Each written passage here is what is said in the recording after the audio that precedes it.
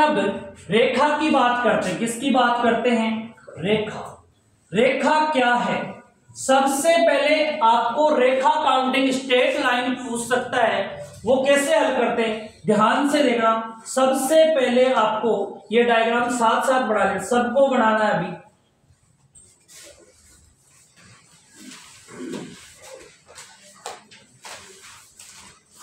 Straight line कैसे गिनते हैं?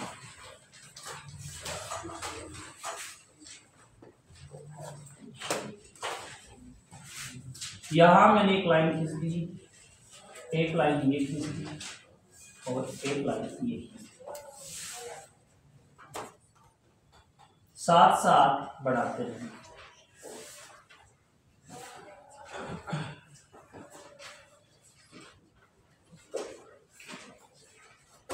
आपको स्ट्रेट लाइन गिननी है।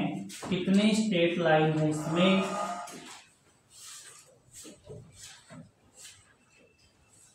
इस आकृति में कितनी स्ट्रेट लाइन है ये आपको आकृति दी है और रेखा पूछी आपसे। तो सबसे पहले आपको ये पता होना चाहिए रेखा कितने प्रकार की होती है। रेखा 3 प्रकार की होती है, ध्यान से देखना। एक तो यानी क्षैतिज रेखा, एक ऊर्ध्वाधर रेखा, एक तिरछी रेखा। इसी प्रकार अपन काउंटिंग करेंगे। सबसे पहले अपन क्षैतिज रेखा की बात करेंगे, यानी आपको नजर आ रही होगी ये कितनी, 1 और ये 2 और ये 3, यानी इसमें क्षैतिज रेखा कितनी है? 3 है। कितनी है? 3। इसके बाद अपन करेंगे ऊर्ध्वाधर रेखा, यानी 1 और ये 2 और ये कितना, 3 और ये 4 और ये 5। ऊर्ध्वाधर लाइन की बात करें तो कितने हैं? 5 है। ऊर्ध्वाधर लाइन गिनने के बाद बात आती है किस रेखा की? तिरछी रेखा की। ध्यान से देखना, इस कोने से स्टार्ट कर रहा हूं, 1 और ये 2 और ये लाइन नजर आ रही होगी आपको कितनी, 3 और ये 4 और ये 5।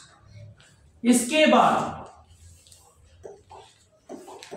इस कोने से स्टार्ट करते हैं 5 के बाद, यानी 5 तब मैंने काउंटिंग कर ली, ये 6, ये 7, ये 8 और ये 9 और ये 10, यानी 5 + 5, 5 इस कोने से और 5 इसी कोने से, यानी कितनी हो गई? 5 और 5 10।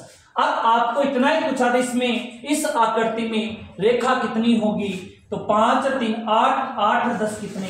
18। इस आकृति में रेखा की बात करें तो कितनी है? 18 लाइन है इसमें, 18 लाइन है। यदि आपको इन लाइनों का तीनों का नहीं पता है तो आप इस क्वेश्चन का आंसर निकालना मुश्किल है। तो आपको सबसे पहले तीनों लाइनों के बारे में पता होना चाहिए, क्षैतिज, ऊर्ध्वाधर और तिरछी। पहले क्षैतिज गिन लेना या ऊर्ध्वाधर गिन लेना या तिरछी गिन लेना, लेकिन क्रम से चलना है आपको, क्षैतिज, ऊर्ध्वाधर और तिरछी। यदि कभी आप क्षैतिज गिन रहे हो, कभी ऊर्ध्वाधर गिन रहे हो तो आपको गलत हो जाएगा प्रश्न। वहां ऑप्शन भी नजर आएंगे 18, 19, 20, 21। तो ध्यान रखना, आपको क्या करना है, सबसे पहले क्षैतिज, फिर ऊर्ध्वाधर, फिर तिरछी। और अगला वीडियो जल्द मिलेगा।